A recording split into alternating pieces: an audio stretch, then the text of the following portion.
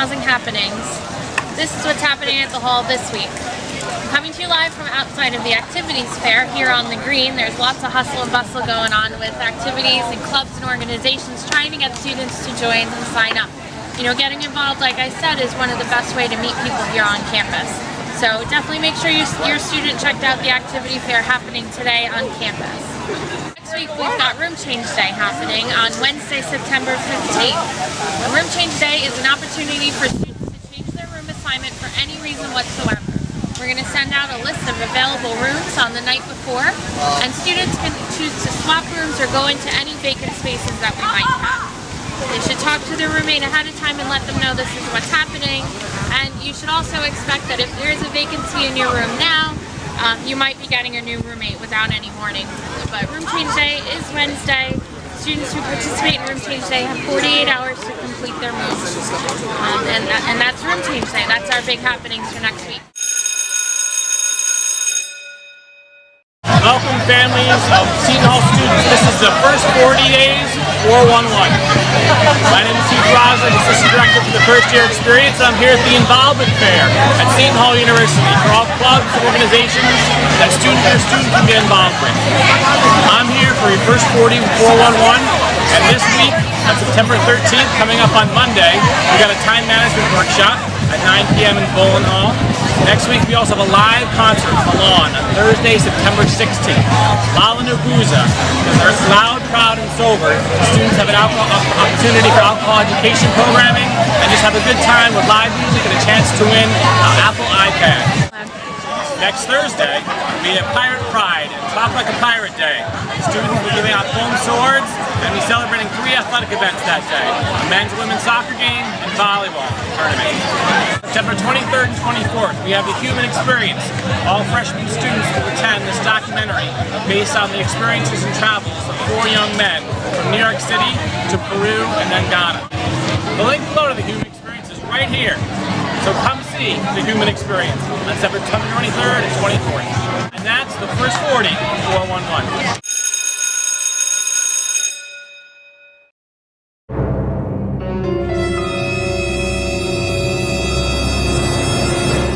We are here with Matt DiCarlo. Matt, where are you from? I am from Los Angeles, California. Wow, and how many years have you been going to school here? This is my senior year, so 4 years. I know it's a long time to think back, but do you remember your freshman year? I do, yeah. I was brand new. I was a freshman here, and I didn't really know anything about the area. I was very new to campus. I came by myself, so I didn't know anyone, and it was just, I had a really good year on my floor. I was in Lollanobooza. Do you remember your RA from Lollanobooza? Yeah, yes I do. His name was Sean, and he promoted community with all the residents on the floor.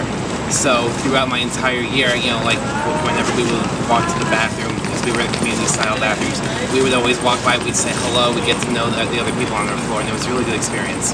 Great. And what about those first 40 days programs? It was really good. Again, like I said, not being very familiar with anything around campus, it was good to be able to go out. You know, they had like a trip to Dave & Buster's, and they had programs on, you know, how to do your laundry and things like that. So it was a really great way to start off my career here at Seton Hall. So you've lived on campus all 4 years? Yes, that's correct, all 4 years. And what would you say is the benefit of living on campus other than not having to commute from Los Angeles? I just love the families that I have on campus. Living in the different residence halls, you're able to get these really strong connections with both your roommates, your suite mates, and everyone on your floor. So it's just a really great way to get to know people. So now that you're a senior, do you still use your RA? Not as much, but I mean I still do it. It's still nice to say hello to them, because you know they do have a tough job keeping track of everyone. And Matt, you've lived on campus all 4 years, so every time you've had to go through room selection, right? Correct, yes. And what would you say the trick is to getting a good room on campus? Priority points, and that can be done by being involved on campus, doing well in your classes, and just being very, very involved on campus. So it's very easy to do, though. So great. That's the best way. Good. Okay, Matt. So what's next for you after Seton Hall? I don't know. What giant question mark is? So hopefully I can figure it out soon. You sticking in Jersey or are you going back to Cali? I don't know. It all depends where I get a job. All right. Well, good luck to you, Matt. Thanks. Thanks. Take care.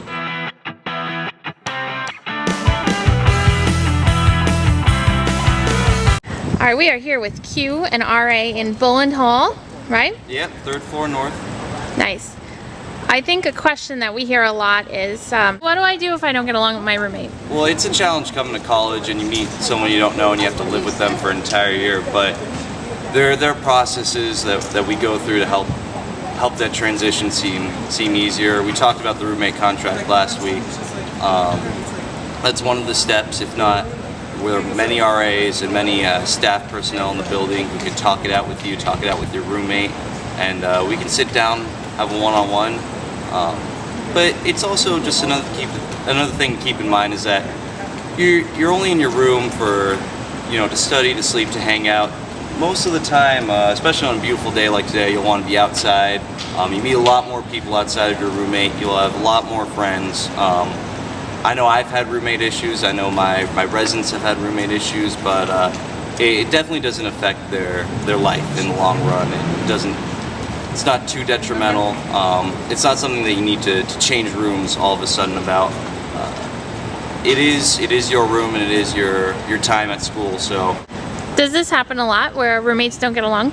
Not too often. I would say out of the 40 residents I have, only about one room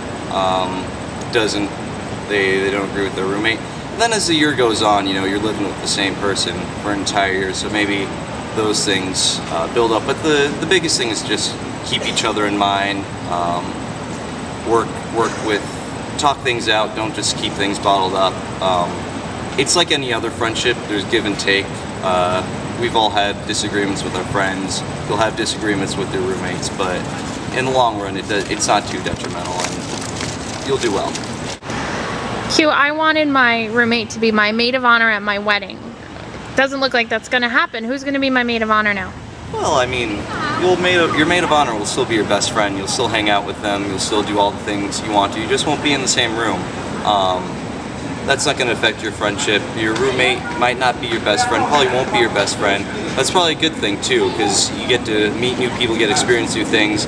And if something does happen between you and your roommate, it doesn't affect your friendship with your best friend. But if you really do want to be roommates with your best friend, you can work for that in freshman year. Go to all the programs, get credit towards priority points, and then if you are really active, have a good GPA, you have the chance to be roommates with whoever you want to be in future years. What is your one-word answer only, best piece of advice to make a roommate relationship work? Talk. That's what's happening at the hall this week. Thanks for watching.